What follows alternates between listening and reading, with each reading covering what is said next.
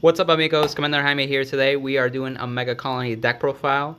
So my friend Ross is actually joining on the channel once more just to show it off. This actually is for premium. This is showing with the new support coming up with the set booster 10 that has the Gredora and Darkface support. And so Ross, would you like to take it away? So I'm starting off with the new starter, the on-ride draw, and then if you are going second, you get a ticket. My trigger lineup is two of the Machining Snowwing, which is the heal trigger where when you G-guard with it, you could bind itself and a heal trigger to countercharge or soul charge. Two vanillas, heal triggers for the extra power. Two draw PGs.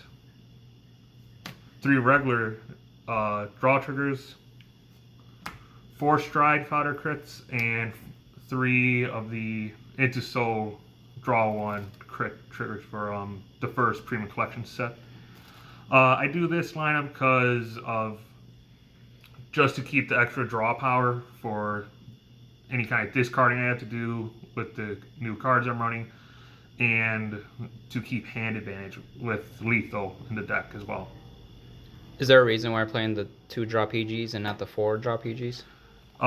Because I am running two grade 1 PGs in the deck for the filtering with the Cradle markers to search it out.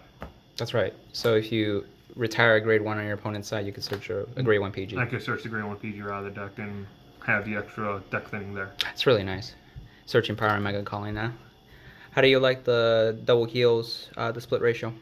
I like it. It's fine. It's only a 5k difference with everything else being 10k power, so it's nice to have.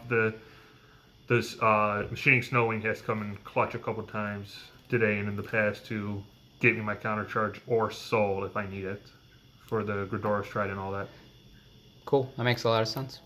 So for my grade 1 lineup, I'm running 3 Vulcan Lafayette, if I'm saying that right. 4 Twilight Matter. 4 of the new grade 1 that we got. Breeze. Breeze. Yeah, her name's just gonna be Breeze. I can't read upside down right now. And then 2 of the grade 1 PG, where if you ride on Vanguard, you could draw and discard 1. The new grade 1 that we got is really good. You could discard a grade 3 or discard any card from hand on Vanguard or Rearguard to draw a card. If you discard a grade 3, you get to Cradle one of your opponent's units, which comes in very handy mid to late game or early game if they want to try and punish you for rushing. I run Vulcan because he's got resist. If you have a Darkface Vanguard, your opponent cannot intercept in that column. And at Dark Device, beginning your main phase, you can put him into soul to countercharge, so your opponent has a harder time in damage denying you that left and right. Then I run the Matters because they're 10k boosters when you're on a grade 4 or greater Darkface Vanguard. And he goes to the soul to draw a card at the end of battle, which helps make numbers in the deck. And he is Dark Device, so kind of can hurt at times, but not really much of a problem because you usually stun their board and you can pick and choose the column you want to put them in before dedicating to it. And then the grade 1 PG, as talked about in the trigger lineup, I could search it out with the Cradle marker and deck thin easier and make my opponent's life a lot harder. One of the things I noticed when I was facing you, a lot of the games, the Jeffrey clone was really good because it gave you that 10k boost. But I noticed that Dark Device works if you can clear the Rearguard that had a Cradle marker and I left standing on purpose. So that way you can just like force it by chance too, because you have other cards that just retire Rearguards with the Cradle marker on that. Yeah. Yeah, I mean, you know, I like the extra power. I like keeping the hand size with the deck. I seem to keep a good hand size thanks to Matter going off all the time. For my grade 2 lineup, I run 3 Dangerous Horn, 3 Heatable Spot, and 4 of the new grade 2 that we got. I run Heatable Spot, and this will always be my opinion. I run him at 3 because if I go first and I'm facing a rush or a force-based deck, they now have to work harder to get around this 12k body if it's on Vanguard Circle. I run Dangerous Horn because he could be a 10k body on Vanguard and Rearguard.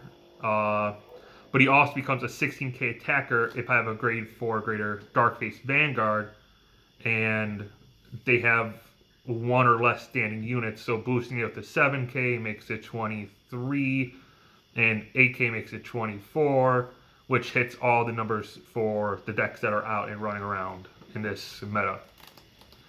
Then 4 of her, because on Vanguard or Rearguard, Counterblast 1, check top 6 for 2 dark faces with different card names, so that's great filtering potential for the deck. And her second effect is really good. When she attacks, Soul Blast 1, 6k for every Cradle marker on the board, and if she's over 20k, she gets to draw a card. So it's always good to keep the hand advantage with this deck because of her. And she will still proc even if she gets a trigger put on her and there is no Cradle marker to help her out. I really like her. I almost feel like every time you use her, you get the draw for sure. And it kind of reminds me of like Great Nature with Success. Yes. It's really funny. Yeah, my one friend that plays Great Nature, he says that she pretty much just stole the success ability for standard. Pretty cool. With the 12Ks and the Dangerous Horn, have you ever felt that maybe you want to play 4 of the other one or vice versa? I've thought about it, but the way I'm running the deck, it's too tight to just go down to 2 on any of them. Okay, so you wanted an equal balance. Yes. So with 3, you're able to at least see 1 by whenever, grade 3 turn or stride turn. Exactly. And then if you open up with them, you could just ride them, which is a good. Exactly. Then I don't want to run 4 heatable spots and be missing a 5k shield. You're right. You can't even guard with that guy. You're right. So Nope, that makes a huge he's just difference. meant for PG fodders or any discard abilities. So for my grade 3s, 4 Intimidating Mutant Darkface, 4 Gredora, and 2 Cyclomatooths. There we go. Obviously, because it's a Darkface based deck, I run 4 of each Darkfaces. Intimidating Mutant Darkface is good because if he's called in any way, shape, or form, you can still proc his effect to discard a card and put a marker on the board. He's good to become a powerful attacker by using for Counterblast 1 and killing a rear guard with a Cradle marker. He gets 5k for every one of his grade. So he's very good pressure for the deck. Cyclomatooth's in there just to be an extra attacker and powerhouse. He has potential to go critical if he knows a grade 1 or greater off top of the deck. He's also a nice Gredora target as well. And Gredora is just Gredora. She could put 2 markers on the board if you go first to punish your opponent for trying to rush you. And she can call out Darkface or Cyclomatooth on her declaration of attack. I feel like with the new grade 3 Gredora, it really gave Megacolony like a solid grade 3 turn too. To not only be able to like deal with rush because you can put Cradle markers on them, but also like actually have 4 attacks if you really want to. So it really doesn't feel like you have to win that first stride, but obviously winning first stride could be big in certain matchups too. So Exactly. I also like the original Darkface too, just being able to like put Cradle markers and then popping them, and then you get to get your search off too. Oh yeah, that's right. I forgot you get the searches when you kill something on the Cradle marker as well. Mm-hmm. So that can also become beneficial if you need a key card in your hand and you have multiple markers on the board. Is he the only one that pops? Yes. Like force pops? Yes. Gotcha. He's the only one that force pops. Okay. Well, he's really good that you could fetch him with the grade 3 or the grade 4 Gredora too as well. And you have the Darkface name, so if you stride into Overwhelm, the Jeffrey clone can still actually get the benefit too. Yes. Actually, no, I lied. There is one other card that can retire, but that's a grade 1, and that retires itself to do that effect, which isn't really worth it in my opinion. Oh, gotcha.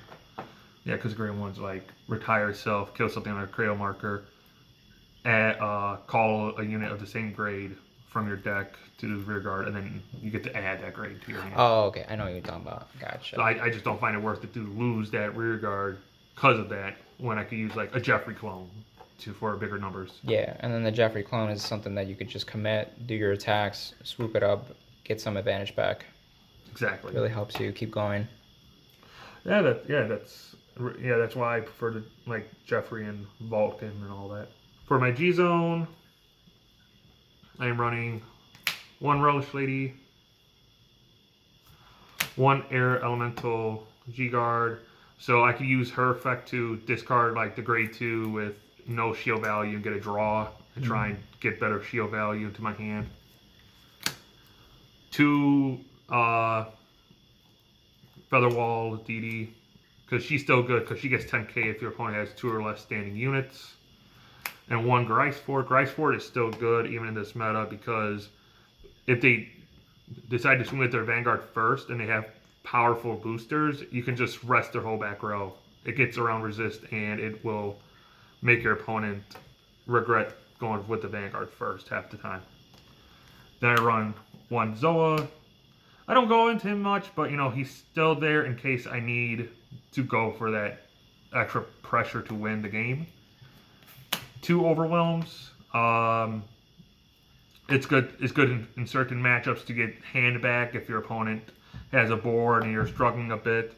And her GB3 is still nice just to have the extra power to the whole board for every face down counterblast they have. Yeah, that's really for her. Oh, and then the early drive and crit if they have 1 or less units on the board. So that's a good pressure as well. I'm running 4 of the new Premium Collection Stride. I might drop her down to 3. The reason why I have 4 of her is because I'm thinking of trying to go a aggro route to where I can just abuse her and not really care about my opponent, because I think she still has a lot of potential. She's just being overlooked right now.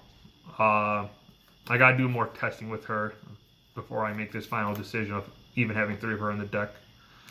And then the last 4 slots obviously go to Gredora. She's still good in this meta still. She helps slow people down. She shuts down the massive Superior Calling decks that hurts Megacolony a lot. And then she can call out Darkface or Cyclomatooth to add more pressure, get a marker on the board. And just all around, it's just a fantastic card for Megacolony, and I will always play 4 of it until further notice. I do not see myself ever going down to 3 or less. It's a really good strike because like it not only shuts down like Superior Calling outside of just a hand, but it locks them out of G guarding too, and sometimes people forget. And then at the same time, your Vanguard's stunned, so they have to have the grade 3 to ride, and then still have the other card to actually stride with. And for some clans that might be hurtful more than others too, especially if it's like a Force clan. So if they ride, sure they can get a Force gift, but it's not like Excel 2 or even a Protect 1 where you can just get the card back somehow from hand. So with the new card from Premium Collection, if you reduce it down to 3, what would you replace the 4th copy? I'll probably go to 3 Overwhelms or put the GB8 back in the deck. Because it's funny, when I took the GB8 out of my deck, I was telling my friend the games don't go long enough for a GB8. And every game I've played so far today has gone past GB8, and I cry every time. Yeah, I definitely recommend probably going down to 3 just to fit in the GB8 at least. Yeah, because the reason why I still think that the new Stride is good is because, yes, it flips 3 cards in your opponent's G zone face up, so they can just flip the G guards and like, oh, you don't get power. But if then that only leaves them with 1 G guard left in the whole time. So they go into the flip G guard. If they're running 5, they flip the G guard face up. That's it. They're done. Or even if they G guard once, they can't G guard again because there's 4 G guards face up. And then the next turn, you just throw her on the board, and now you're just getting power, massive power, between 30 to 45k on her second stride. And that'll rip away 6 cards out of their G zone.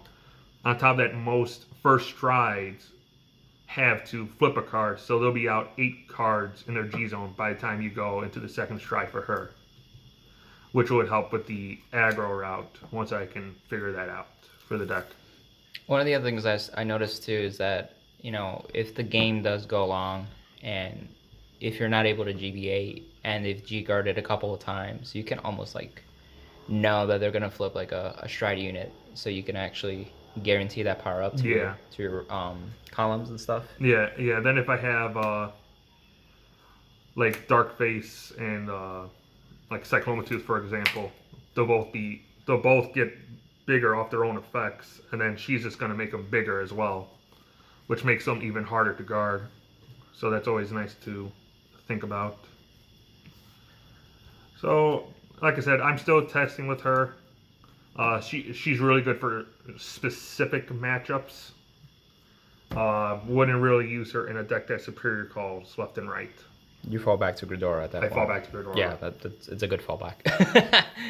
And so I feel like Gredora and Overwhelm are your like go-to strides for most matchups, and then you have the option for this one in certain matchups, and then you have the Zoa just in case, and then once you add the GB8, the GB8's there to help out close out certain matches too. Yeah. I think you will have a very solid G zone at that point too, for sure. I just gotta find Tyrantus. I don't know where he went. I think he crawled away from me after I took him out of the G zone. No pun intended. No, all the puns intended. Don't say no pun intended. He went back to his cradle. I'm gonna smack you. How dare you? Oh, stop. How dare you? I'll pun my pun. Any thoughts moving forward? I forget, is Megacolony still getting more reveals? Megacolony is still getting more reveals as of this point. The whole set hasn't been announced. All the VRs have been announced, but there are still like commons and rares floating around still that had to be shown. As of this video being recorded, what was the latest one? Reveals? Was it the machining? It was all three machining the new machining units that were announced yesterday. Gotcha. So for those watching, you can know when this video was recorded, so that way you get an idea like, oh, they didn't have that card because it hadn't been revealed. There's always that comment floating around. Yep. Always. Definitely. Anything else you'd like to say, Ross?